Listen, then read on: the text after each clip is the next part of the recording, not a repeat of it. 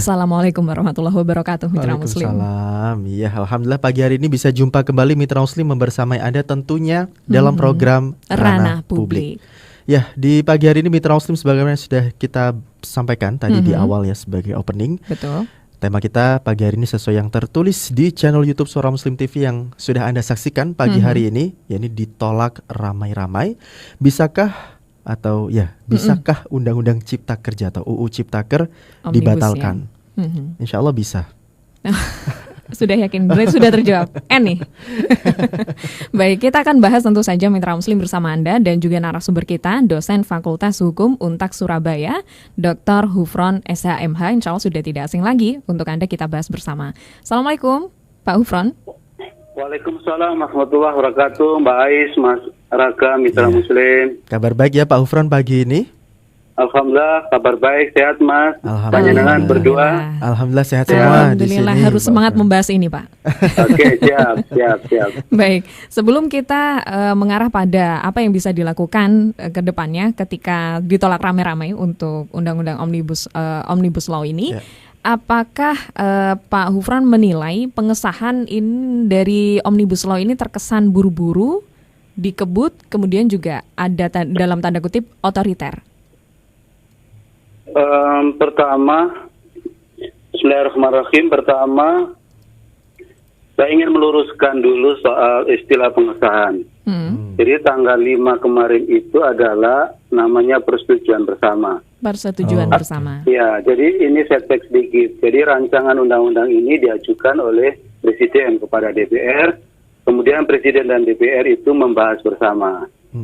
Kurang lebih hampir 6 bulan. Kemudian pada tanggal 5 itu disetujui bersama.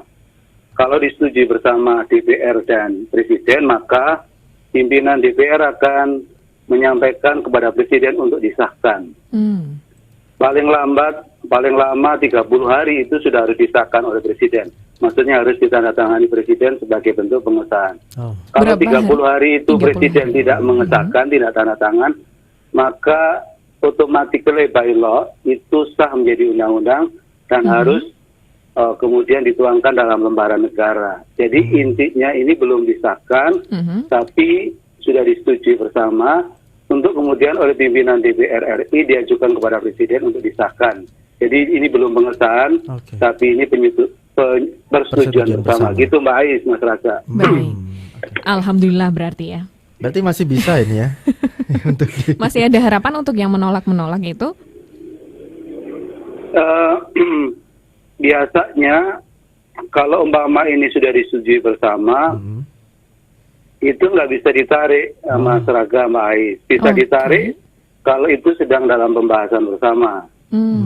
Tadi urut-urutannya kan seperti yang saya sampaikan bahwa ada pembahasan bersama, kemudian persetujuan bersama, baru ada pengesahan Presiden. Tetapi kalau sekarang ini kan sudah setuju bersama. Kalau setuju bersama berarti itu langkah berikutnya adalah pengesahan. Kalau Presiden tidak mau teken, tetap itu 30 hari setelah itu, maka itu sah menjadi undang-undang.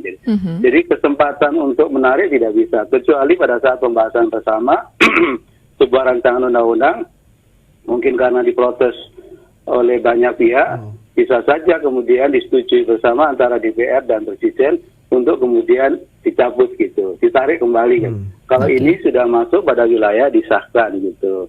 Sehingga kalau ini disahkan secara yuridis normatif gitu, ya langkah hukumnya ya, kalau langkah hukumnya itu ya tentu harus nunggu disahkan, keluar nomor undang-undangnya, terus kemudian nomor lembaran negaranya itu baru bisa diajukan judicial review ke MK begitu, Mas Raga, Mbak Ais, Mitra Muslim gitu. Baik. Cara untuk membatalkan undang-undang yakni melalui Perpu ya Pak Hufron yang dibuat Jadi cara membatalkan ya diajukan judicial review atau uji material kepada MK untuk menguji apakah proses pembentukan undang-undang ini memenuhi ketentuan yang ada di dalam Undang-Undang Dasar 45. Atau yang kedua, apakah materi muatan pasal-pasal ayat-ayat itu bagian itu bertentangan dengan Undang-Undang Dasar 45. Jadi ada dua. Jadi uji material katanya materi muatan, yang kedua adalah uji formil kaitannya dengan prosedur pembentukan itu sesuai Undang-Undang Dasar atau tidak. Dan itu melalui forum yang disebut Mahkamah Konstitusi gitu, Mas. Maka diajukan ke MK untuk ada judicial review begitu ya, Pak? Betul, Salah satu langkah yang dilakukan. Cuma tadi sempat disampaikan Raga, ada opsi yang kemudian disampaikan di publik bahwa sebenarnya ada satu cara, yakni Presiden harusnya bikin perpu untuk membatalkan undang-undang ini. Namun katanya cara ini menurut beberapa pihak sangat mustahil karena Presiden sendiri yang mengamanatkan undang-undang ini ada untuk menyederhanakan regulasi yang selama ini tumpang tindih di negara kita. Dinilainya seperti itu. Ya, jadi kalau menurut saya itu mustahil. Mustahil Tidak karena mungkin. Presiden karena Presiden yang punya kepentingan sebenarnya. Tapi dari sisi hukum memang benarkah Perpu itu bisa membatalkan undang-undang, Pak Gufron? Ya, sebenarnya itu bukan mencabut tapi itu merubah ya. Jadi kalau ada perubahan, maka perubahan itu bisa dengan Perpu. Jadi undang-undang itu bisa diubah, bukan dibatalkan ya, saya ulangi ya. Ini bisa diubah dengan undang-undang itu sendiri atau undang-undang yang selevel begitu, bisa diubah dengan Perpu begitu. Jadi dua mekanisme perubahan, bukan pencabutan. Sebenarnya ke MK itu juga bukan pencabutan, tapi menguji materi nanti hasil akhirnya dinyatakan tidak punya kekuatan mengikat begitu. Maka DPR harus istilahnya yang membuat itu yang harus mencabutnya. Prinsipnya yang bisa mencabut ya tentu adalah Presiden dan DPR gitu, karena mereka yang membuat. Prinsipnya siapa yang membuat, maka dia yang bisa mencabutnya. Jadi ini dua hal istilah yang berbeda sebenarnya, membatalkan, mencabut begitu, merubah. Atau mengganti yang baru dengan merubah, itu tiga hal yang berbeda gitu, baik. Oke, baik. Kalau yang kita tonton atau kita terima informasinya itu ya Pak, pengesahan ya kemarin ya. Tapi ternyata yang sudah disampaikan belum Pak Ufron baru lamaran. Ya. Ternyata masih persetujuan bersama. Tapi persetujuan bersama ini bersama siapa? Kok nggak bersama rakyat gitu? Loh, katanya sudah, Katanya wakil sudah rakyat. diajak loh rakyat. Boleh kita konfirmasi ke Pak Gufron. Bagaimana sih tahapannya, Pak? Persetujuan bersama ini apakah memang DPR ini mewakili rakyat, suara rakyat begitu sehingga harusnya diterima dong, begitu kan? Ya, jadi memang kan di dalam rangka penyusunan peraturan perundangan itu ada yang disebut partisipasi publik. Partisipasi publik itu dalam bentuk dengar pendapat atau hearing atau sosialisasi, yang itu bisa mengundang pihak-pihak yang berkepentingan atau pemangku kepentingan. Kalau kaitannya dengan Undang-Undang Cipta Kerja, pastilah kemudian buruh, serikat buruh atau federasi konfederasi buruh diundang. Ya tentu juga mesti diundang APindo ya, asosiasi pengusaha, tentu akan diundang. Itu kalau kaitannya dengan Cipta Kerja, karena sebenarnya Undang-Undang Cipta Kerja itu sebenarnya ada klasternya 11 gitu. Sementara kaitannya ketenagakerjaan itu hanya salah satu klaster sebenarnya. Tapi karena yang ada demonya itu sebenarnya klaster kaitannya ketenagakerjaan. Sebenarnya ada 10 klaster lain selain ketenagakerjaan. Ada klaster penyederhanaan perizinan berusaha, ada klaster peningkatan ekosistem investasi, ada klaster ketenagakerjaan tadi, ada klaster UMKM dan koperasi, klaster riset dan inovasi, klaster perpajakan, klaster kawasan ekonomi dan pengadaan lahan, klaster administrasi pemerintahan, dan klaster investasi pemerintah pusat dan kemudahan proyek strategi nasional. Jadi 11 klaster, tapi yang menarik karena ada demo besar-besaran itu ya klaster ketenagakerjaan tadi gitu. Kembali ke soal pertanyaan partisipasi publik tadi itu, artinya bahwa mereka diminta pendapat bagaimana menurut buruh di satu sisi atau tenaga kerja, dan bagaimana menurut asosiasi pengusaha. Baru di situ ada kepentingan yang memang harus diakomodasi. Kepentingan buruh seperti apa, kepentingan pengusaha seperti apa. Ya walaupun tentu ada kepentingan pemerintah di sisi yang lain ya. Menurut informasi bahwa ini 6 bulan itu sudah berkali-kali katanya ada hearing, dengar pendapat, kemudian ada sosialisasi pertemuan dengan mereka. Tapi persoalannya adalah bukan soal pertemuannya, tapi substansi pertemuannya tadi, kualitas pertemuannya. Apakah usulan-usulan dari buruh tadi itu diakomodasi tidak gitu? Kalau ketemu tapi tidak diakomodasi ya sama saja gitu. Yang diakomodasi apakah lebih banyak yang diakomodasi kepentingan pengusaha kah gitu, atau kepentingan buruh? Harusnya ya dua kepentingan itu bertemu pada satu titik gitu. Sehingga itulah yang pemerintah menjadi berdiri di atas dua kepentingan, bukan di salah satu pihak. Ya ini kesannya rupanya pada saat disusun ini lebih condong kepada kepentingan pengusaha. Kira-kira begitu kesan yang ditangkap oleh teman-teman Federasi Buruh. Ini agak flashback di Desember 2019 begitu ya. Sempat juga di waktu itu kontroversi adanya Satgas Omnibus Law yang kontennya, kok konten sih? Maksudnya isinya adalah tokoh-tokoh yang mungkin dinilai tidak mewakili semua pihak begitu. Ya, jadi ya tentu kalau menurut saya, kalau dulu zamannya Orde Baru itu juga kalau nyusun undang-undang, itu kan juga mengundang para pihak. Tapi itu formalize gitu, formalitas. Tapi tetap undang-undangnya sesuai versinya pemerintah atau DPR. Kita kalau kita tahu historisnya bahwa parlemen itu berasal dari kata parliamen. Parli itu artinya adalah juru bicara rakyat gitu. Jadi dia mewakili kepentingan rakyat. Yang itu hari-hari ini agak sulit itu kalau wakil rakyat tapi tidak untuk kepentingan rakyat. Katanya demokrasi dari rakyat oleh rakyat untuk kepentingan rakyat. Nah ini dari rakyat oleh rakyat untuk kepentingan siapa gitu lah pertanyaannya. Mas Raga, Mitra Muslim. Pak Hufron, mungkin saya jadi penasaran, Raga dan juga Mitra Muslim. Pak Hufron sendiri sebagai pengamat hukum yang sudah berkecimpung dengan hukum dengan banyak pengalaman seperti itu, bagaimana menilai Omnibus Law Ciptaker ini, Pak? Perlu nggak sih sebenarnya negara kita memiliki sebuah regulasi yang kemudian katanya bisa memangkas beberapa regulasi yang ada, yang selama ini menghambat perekonomian? Ya, ini memang sesuatu yang baru di Indonesia ya. Omnibus Law itu ya kalau mungkin sedikit ya, itu sebenarnya kan di Paris, Prancis tahun 1925 itu ada yang disebut bus omni ya, bus yang bisa memuat barang dan orang dalam jumlah besar gitu. Kemudian dalam perjalanan istilah bus yang omni tadi, yang gemuk tadi, yang bisa ngangkut orang dan barang, itu digeser penggunaannya adalah hukum. Jadi oleh karena itu muncul Omnibus Law gitu.